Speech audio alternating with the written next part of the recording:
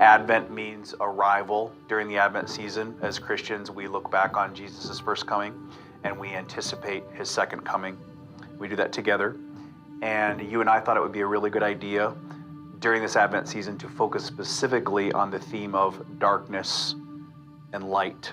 I think each of us is only given a few days in our lives that we remember so viscerally that whatever the sensation is puts us right back into that moment.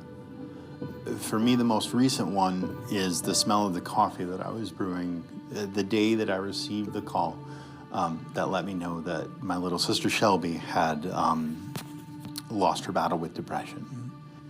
I remember the phone call. It was from my mother-in-law. She was obviously beside herself, stuck in Detroit, and Shelby was gone. Nobody knew how, nobody knew why, and nobody knew how we were going to tell her sister.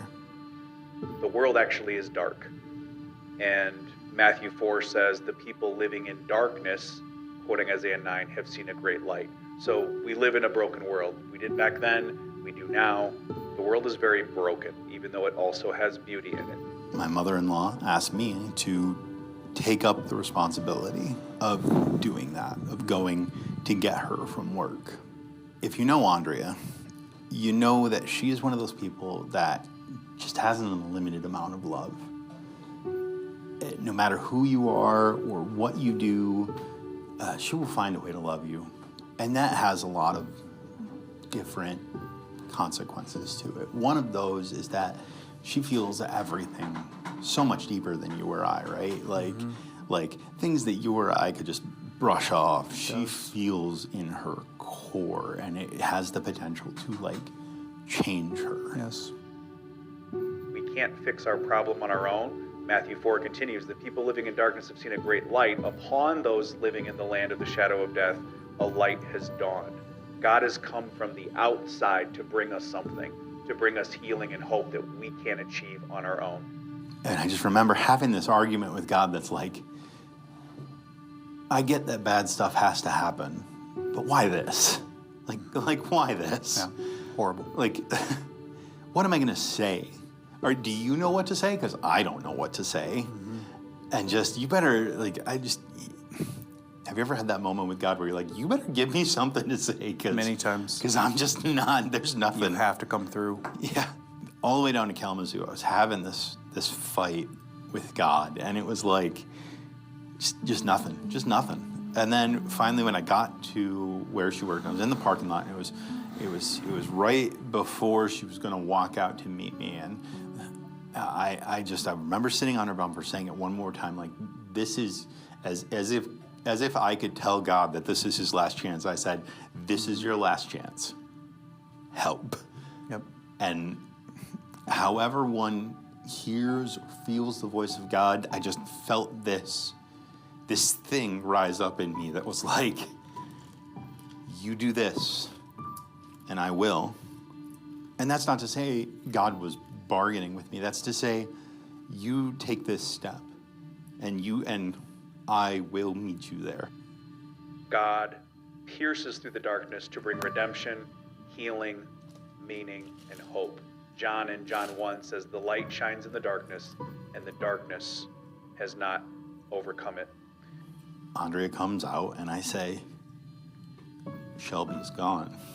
And there's that moment where she kind of goes back like, what are you talking about? What does that even mean? And then it dawns on her, and then she's on the ground. Eventually, I get her up and into the car, and she looks at me and she says, how? And I said, well, Shelby has lost her battle with depression. Mm-hmm. And in that moment, I swear I saw something happen in her eyes, something connect, like a path was set before her, and I'm not even sure she saw it. But something changed. And I think about that car ride now, and I remember the darkness, and I remember the weight. But then I remember God's words, even if I didn't hear him at the time. Mm-hmm. I am the one that put this in front of you. I am the one that trusts you to carry my will, and I am the one that you are going to trust when everything falls out from underneath you.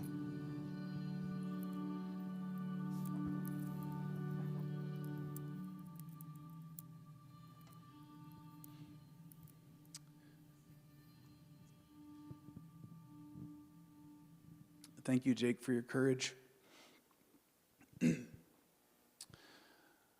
I want to ask you about a time that you had a personal encounter with God. A time you had a personal encounter with God. Now, you could have these encounters every day when you pray or go to the Word, whether individually or together. Of course you can. And I do. But the most significant encounter that I've had in a while, I would say, with my wife and I, would be last year when we found out that Pastor Nate was transitioning out of here. And so Joe and I asked the question to ourselves, Lord, do you want us to step aside? Is it time because we've been here so long? Or do you want us to stay? And although we did not hear an audible voice, I am telling you that it is as if we heard an audible voice, because we had a profound encounter with God through the Holy Spirit telling us that we need to stay. And God made it very, very clear over the next weeks and months, and continues to make it very clear that, yes, we made the right choice, but He wanted us to stay. And there are times where, even this past year, where I struggle with things that are happening, mostly brokenness that's happening with you all, and I love you so much. And I'm struggling, and Joe will listen to me as I talk about it, and then she'll just kind of, in her own gentle way, she'll remind me that God asked us to stay. Remember, God has us here. He has us here. And I think that's her polite, loving way of telling me to shut up. God has us here. That was an encounter. So I just want you to think about this as we go today and through our series, because the truth is that most of our stories of those of us that have had encounters with God involve brokenness, pain, and uncertainty. In fact, most of our encounters happen in the midst of brokenness, pain, and uncertainty, and more brokenness, pain, and uncertainty than we want God to allow. And yet, God has a way of breaking through and entering into this broken world, to our broken lives, and revealing Himself specifically as a God of light. We are starting this Advent series. Advent means the arrival, as we look back to Jesus' first coming together, and as we look forward to His second coming, and as we consider the God who is with us now, ultimately in the form of the Holy Spirit.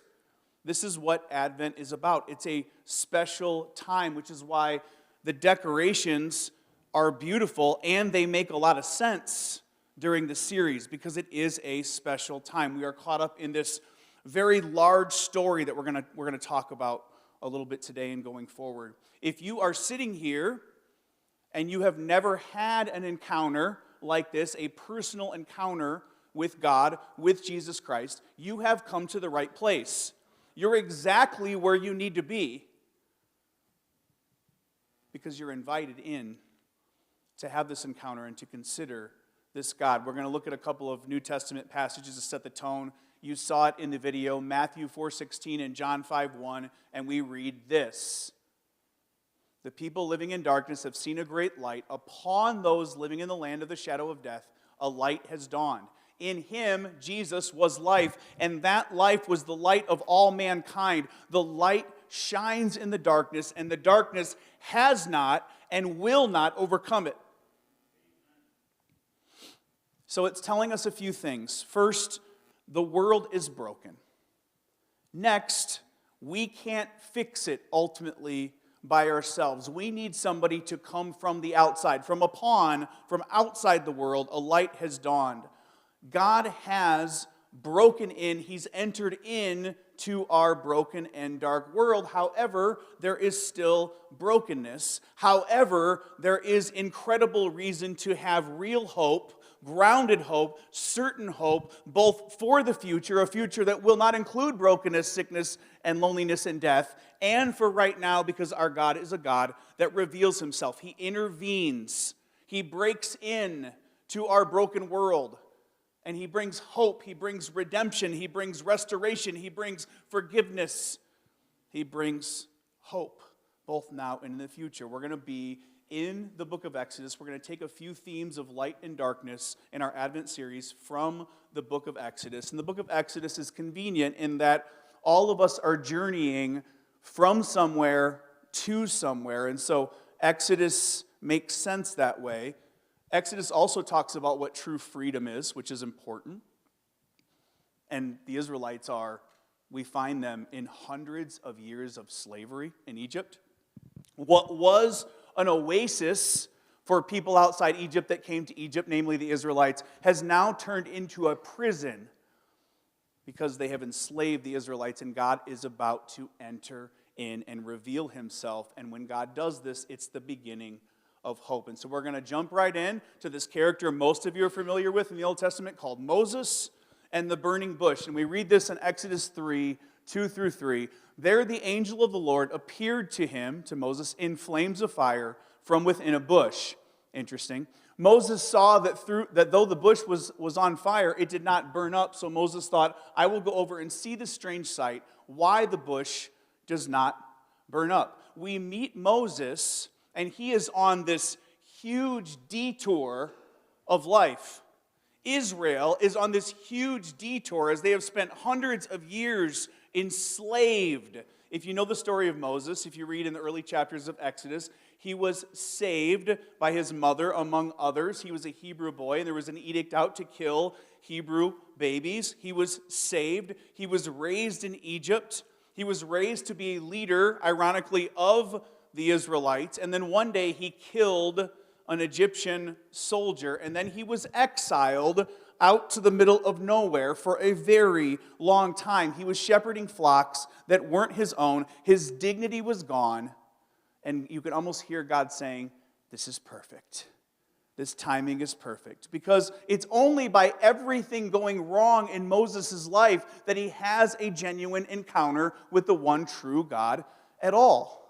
And I think if we're being honest, we at least would have a good chance of saying the same thing, that a deeply meaningful life is rarely formed in seasons of comfort. I want it to be for myself, and I want that to be for you. I don't want you to have to go through pain and brokenness and discomfort in order to encounter God, and yet that is most of our stories, most of the time. Moses meets God. He has an encounter. Burning bushes, this is a shocker, burning bushes burn, usually. They get consumed. So this is a new thing. And so Moses still, as you notice in the text, he still has to choose to draw near. He still has to choose to decide, I'm going to go over to this thing and check it out. God is going to meet Moses in the wilderness. God meets us in the wilderness of our lives. Maybe it's because we're more open. Kyle Idleman's book, The End of Me. The end of me, when I get to the end of my rope and my ability to control outcomes, there God is waiting for me. How interesting. We see this angel. Angels are messengers, typically, but there's more going on here than that. You almost sense that it's God himself. It's more than just a messenger. It's as though God has shown up, and not the fullness of God. Don't get all theological on me here. But it's as though God himself is showing up in the midst of this burning bush. And he's presenting himself as fire and light, which means he's present. And it also means he's about to take action. If you rewind and you think about how God worked with Abraham, he threw him into a deep sleep. And then he reveals himself as this burning, flaming torch that is making a covenant, an everlasting covenant with Abraham and those that would follow. He's revealing himself as light. Verses 4 through 5. When the Lord saw that Moses had gone over to look, God called to him from within the bush, "Moses, Moses." "Here I am." "Don't come any closer." Okay, that's a little confusing. "Take off your sandals, for the place where you are standing is holy ground." It's as though God's like, "Come closer. Just kidding. Stay away. Keep your distance. Take off your sandals." It's holy. The ground is holy because God is there. That's it. The burning bush and the ground is holy because God's presence is there. When God's presence leaves that area, it's not going to be holy anymore. If God shows up in my yard temporarily is going to become holy. Now, Paul Kautz and others, they know about my yard, and they might go, it's holy in different ways. It's very holy, and it's very patchy. Grass doesn't need to be cut. Man, I'm getting on a detour here myself. Okay, so, but it's because God's presence is there that it's holy ground. Moses is meeting the one true God of light and fire is dangerous, and it's beautiful. There's nothing quite as cozy as a fireplace, right? It's wonderful, it's warming, it's soothing, there's something about it, and yet a forest fire is tragic. It's all-consuming, and it's horrible. It's dangerous, and it's beautiful. God is holy, and He's loving at the same time. This is who the one true God is. He has zero tolerance for evil, and yet He has a fierce love for us that won't stop until we're His. That's the tension that I can't resolve. I don't want to resolve. He's holy and He's loving. That is the invitation. The invitation is to have an encounter with God on His terms. We are made in His image, and yet our sin nature tries to reverse it and repay the favor by saying we're going to try to make God in our image. But the truth is, we are made in His image for His glory. This is a God that we can't make up and can't manipulate and can't control. And we can't say, well, God is like a truth that's going to fit whatever I believe. And He's a God that never contradicts me and never challenges me. And there's nothing really incomprehensible about Him. We're not talking about God anymore. We're talking about something or someone that we make up in order to meet what we think are our needs. But the truth is, and the question is, how can that God ever lovingly confront you or me? How can that God ever really heal us, transform us, give us hope? The truth is, if we make a God up, that God can't do any of those things. He can meet our felt needs, or at least we can feel like it for maybe a short season. But that's really about it. He can't change us from the inside out. He can't bring deep-seated healing and true, real, grounded hope. You see, the burning bush seems to be the riddle, but Moses is really the riddle. Moses is really the riddle because Moses is in the fatal zone. He's on holy ground, and he doesn't burn up. He isn't destroyed. Why is that? Moses is the riddle.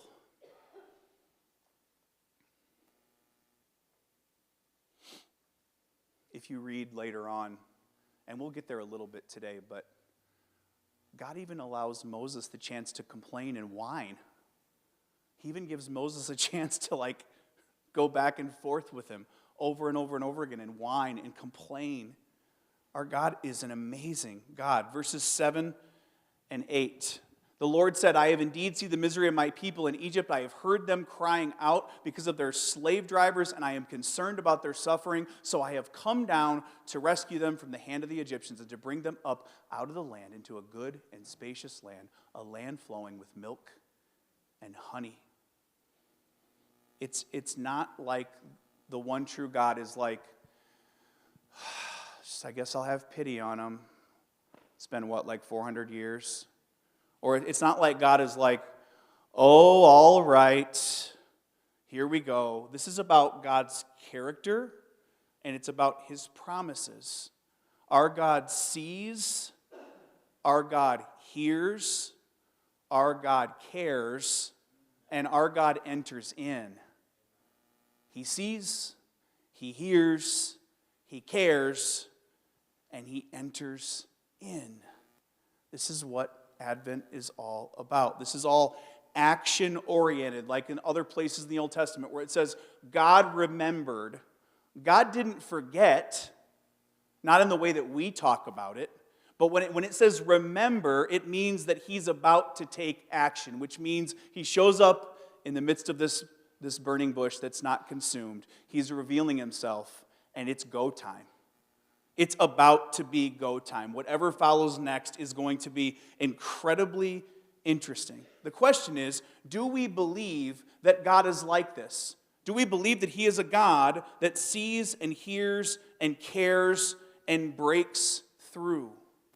What would it change? What would it change in this Advent season if we actually decided, whether Christians or not, harder if you're not a Christian, but what if we believed that God was a God that sees and hears and cares and breaks in and intervenes and is with us and doesn't waste pain and won't leave us in our pain?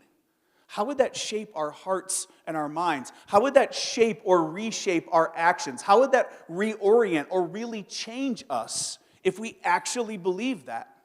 How would that shape our marriages and our parenting and our neighbors and our workplaces if we actually believe that? Well, this is the invitation, everyone. This is the invitation to believe that God is like this. Egypt is not their home. An oasis has turned into a prison, and God is going to bring them to the promised land. And the question is, why does God take so long? It seems like he takes a long time, whether we're talking about the 400 years here with the Israelites in slavery, or whether we're talking about the 400 years from the last prophecy to Jesus. It takes him a long time. Let's go back just for a minute to Genesis chapter 15. In Genesis 15, this is God with Abraham. And God says, then the Lord said to him, know for certain that for 400 years, your descendants will be strangers in a country not their own. It's almost like God knows what he's doing, like he has a plan. That was sarcasm, but it's true. And that they will be enslaved and mistreated there, but I will punish the nation they serve as slaves. And afterward they will come out with great possessions. There's this large story playing out. God has a plan. If you go over a few verses later, this is not on the screen, but God says, the sin of the Amorites has not reached their full measure. So one of the reasons that God allows the Israelites, this is complicated, but he allows them to be enslaved for so long is because he's gracious. He's allowing sinful people to continue sinning without direct and full consequences because he's patient and he's long-suffering and he's gracious. And we love it when he's like that with us and for us. And sometimes we don't like it when he's like that with and for other people, especially people we don't like, especially people we can't stand, especially that family member or that coworker. And I've been told if you don't know who that family member or that coworker is, it might be you. Just something I was told. He's patient. He's long-suffering. But eventually, it's time to act. Because that's who our God is. And we need him to be both, by the way. We need him to be patient and long-suffering and gracious, and we also need him to be holy and just. It's like oxygen. We have to have both, whether we are aware of it or not. We've got to have God be both, in full, in order to have any hope and meaning at all. And thank God he is. Verse 10. This is where it gets really interesting. So now, Moses, go. I'm sending you to Pharaoh to bring my people, the Israelites, out of Egypt. Our God has saved us from sin and bondage, but he has saved us for something. You hear me? He has saved us from something, but he has saved us for something. What is that for? For himself, for his glory, so that we will worship him. This is going to sound bad, but stay with me. we're trading masters. We're our own master, or approval is, or achievement is, or comfort is our master. And when we surrender to Jesus Christ, we surrender from those things mastering us to Him mastering us. And you may say, Ben, why is that a good thing? We're just changing masters because the second master is good. Really good. He's wonderful. He brings true freedom. True freedom is not, God saved the Israelites so they could go wander off and scatter and do whatever they want whenever they wanted. That's not true freedom. True freedom is not the ability for us to do whatever it is that we want to do. True freedom is the ability to be what we were created to be. All of us have a creator. And I have good news. It's this God that we're talking about. True freedom. Very interesting. Do you know that you can be enslaved on one level, but be free on a deeper level? Did you know that you can be free on one level, but be enslaved on a deeper level? There's good news that God has saved you from, for His mission, and He invites us to be part of it. So the question is, how do you know that you've had a real encounter with the one true God? How do you know? I don't have the perfect answer, but I will say this: you go. You see yourself as sent, and you go. You follow Him, and it affects every area of your life. You're not perfect, but you're perfectly forgiven, and you just go. Well, Ben, I don't understand. What do you mean? So you had this encounter with God last year, you and Joe. How did you go? How were you sent? He sent us right back here. Right back here. All of us, if we're Christians, we are sent, whether we're aware of it or not. And I don't mean it has to be halfway around the world. If it is, that's wonderful. It could be into your living room. He could send you back into your home with your spouse and kids. He could send you back into your broken family in some way, shape, or form. He could send you into your neighborhoods. He could send you into your workplace, right back into the same job that you've had for 20 or 30 years. But it's different when Jesus gets a hold of your life, when you surrender to Him. Everything changes, nothing changes, and everything changes at the same time.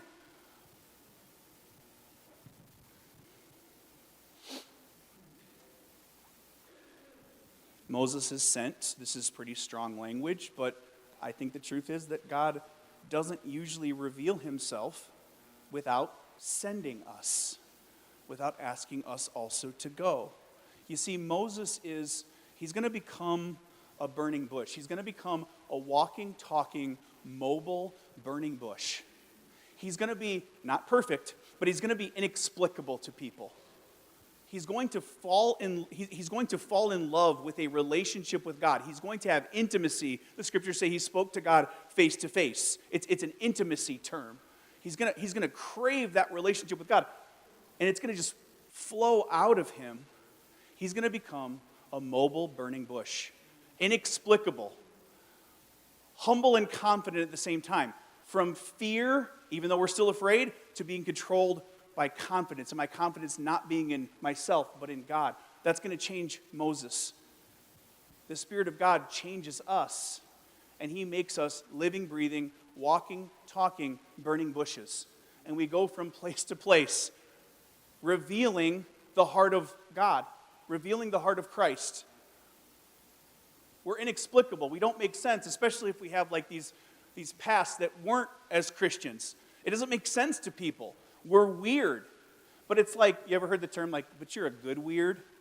Because there's like a good weird and a bad weird. Being a Christian is like the best kind of weird. Because we just don't fit. We don't fit the way that we fit before. It's complicated. It's incredible. We move from self-esteem to God-esteem.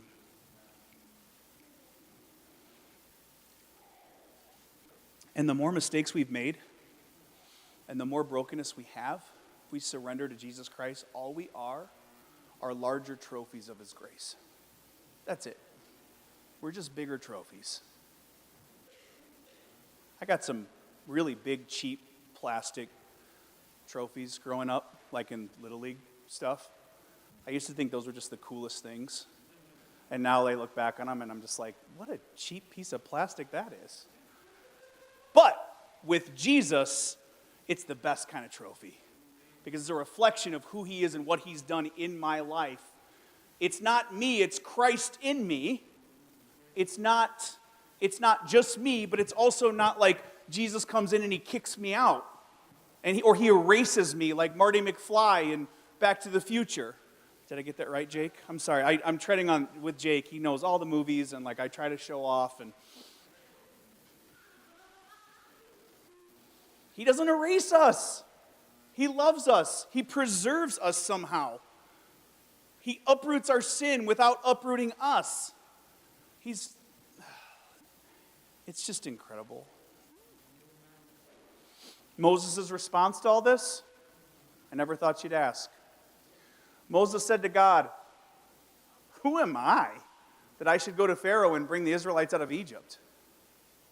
And God said, "I will be with you. The I am, will be with you."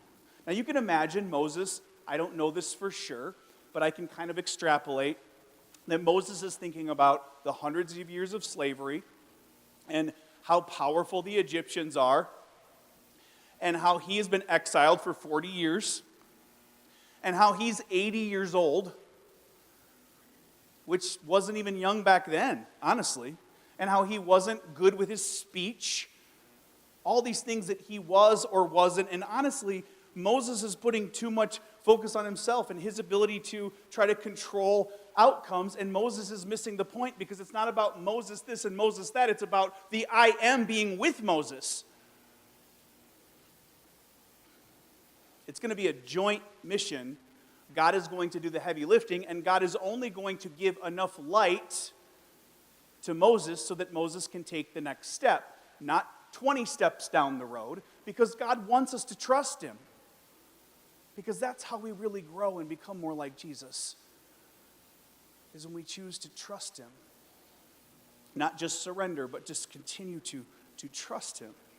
The truth is, it doesn't matter ultimately who Moses is. God is going to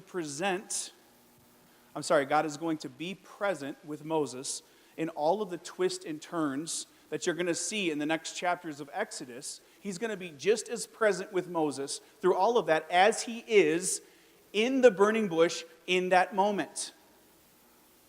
That's not going to change. Just like with us, God is with you in the good times and the bad. He is with you. It may well be that he's doing something, maybe a lot of something that you or I can't see or feel or understand at the time, but he's with you no matter what. If you are a Christian, he is with you in good times and bad. He is with the poor and needy in the midst of their affliction. It's the point of Advent. Verses 13 and 14. Moses said to God, "Well, suppose I go to the Israelites and say to them, 'The God of your fathers has sent me to you,' and they ask me, 'What's his name?' Then what shall I tell them? God, they ask me your name, what am I supposed to say?" God said to Moses, "I am who I am." Thanks, God. Thanks for clearing that one right up. This is what you are to say to the Israelites. I am has sent me to you. The I am is a rich term. In Hebrew, it means the self-existent one, the self-sufficient one, the unchangeable one, the one who is and always has been and always will be in control, the creator, the sustainer. This is God saying, I am who I am, and I will be who and whatever I will be. That's who I am, and that's who I will be. Notice that God doesn't say to Moses and to us, SCC, I will be whatever it is that you want me to be. Because that's true love. I'll be whatever it is that you want me to be. No, he actually almost says the opposite, that I am who I am. And I will be who I will be, whether you like it or not. That's the truth. You see, the truth is we need God to be God. And so it's not just Moses, it's us. We come to God. God reveals himself to us, and we have this reaction, like Moses, of, who am I? But I'm not. I don't have the resume, I'm not. And what if? God's answer to Moses and to us is not, Ben, you're so good. You're just so good. You're just wonderful in everything that you do. Oh, the teaching. Oh, the relationships. Oh, you're just so good with people. You're fun at parties. Ben, you have what it takes. You are amazing. Just be your best self. Just look deep within, and your best self will come out, and it will blossom, and it will just spread to the world. It will just spread beautiful things. God doesn't say that. I say, who am I? And God says, I will be with you, and I am. I am. I come to God, he reveals himself, and I go, whoa, who am I? He goes, I am. No, but who am I? I am. No, but I'm not, I am. This is who our God is and how he works with us. And the truth is, we're too focused on ourselves. It's my resume, and it's my past, and it's my fears, and it's my weaknesses, and it's my shame, and it's my doubts, and it's my what ifs, and it's my performance, and occasionally it's even my victories. And you know what God says about all that? I am. I am, not you are, or what if, I am. And the truth is, we have to make an exchange if we're going to really surrender to this God who reveals himself. We're going to have to change from self-sufficiency to God-sufficiency. We're going to have to change from self-help. A lot of those books out there, some of them are really good, but we're going to have to, and on this level, we're going to have to ultimately exchange from self-help to God-help. We're going to have to exchange from self-absorbed to God-absorbed. We're going to have to exchange from self-esteem to God-esteem. We're going to have to exchange from, Ben, I'm struggling. I just can't forgive myself. Stop. Put it down. Receive Jesus' unmerited forgiveness for you. Stop trying to forgive yourself. Make the exchange. Less of you, more of him. I must decrease, he must increase, right? But by decreasing, it doesn't mean my personhood. It doesn't mean my value as Ben. He sees me as Ben and loves me as Ben. It just means Christ in me. It's still me. It's just the best version of me because it's Christ in me. Less of me, more of him. An exchange has to be made to the I am. It's an exchange. Us in control versus surrendering to a God that we can't control and who always has been and who always will be in control. And if we do that, we can have hope. Real hope. Fast forward centuries later, and John says this in John chapter 1. The true light that gives light to everyone was coming into the world. He was in the world, and though the world was made through him, the world did not recognize him. He came to that which was his own, but his own did not receive him. Yet to all who did receive him, to those who believed in his name, he gave the right to become children of God. Our God sees, he hears, he cares, and he goes. He is sent. And you know what he received for that? Rejection. He was consumed. He was destroyed. But it gives us incredible hope because he traded places with us on the cross. He took everything that we deserve so that we, if we trust in him, can have everything that he deserves. It's an exchange. It's an accounting term. My account is running dry, but it's his account and his performance and his record applied to mine. That's the gospel. That's the beauty of the gospel. God does his best work in difficulty even though we don't understand it. Well, Ben, why does God allow bad things to happen to good people? Jesus was the best person ever. And his life, by superficial standards, went terribly. It was tragically cut short. And yet God was doing his best work. And Jesus' first followers didn't know that at the time. They couldn't see it. They became hopeless, and that makes sense. And God was doing his best work. You think on our individual levels that's any different? You think God's any different? That's the whole point of him saying, I am who I am and I will be who I will be. You can count on him being the same God. Yesterday, today, and forever. He's the same God. Even if you can't see it and can't feel it, he might be doing his greatest work in your life right here and right now as we celebrate Advent. Praise team, come on up. One more passage. John 1, 16 to 17. This is just a few verses later. And John says, out of his fullness, Jesus' fullness, we have all received grace in place of grace already given. For the law was given through Moses, grace and truth came through Jesus Christ.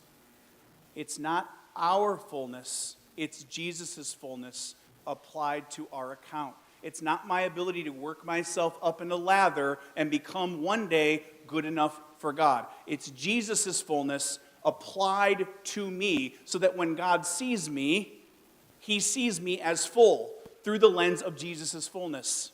I'm not lacking anything.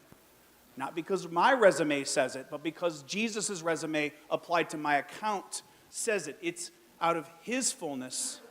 Sons and daughters of God through Jesus Christ are due this. They're due unlimited grace upon grace in place of grace in place of grace. It never stops. If you are a child of God through Jesus Christ, you never have to worry about the day that God disowns you. That doesn't happen. You're a child. Of course he's not going to disown you. Well, I disobeyed. You're going to disown your child when he or she disobeys? And God's a perfect parent.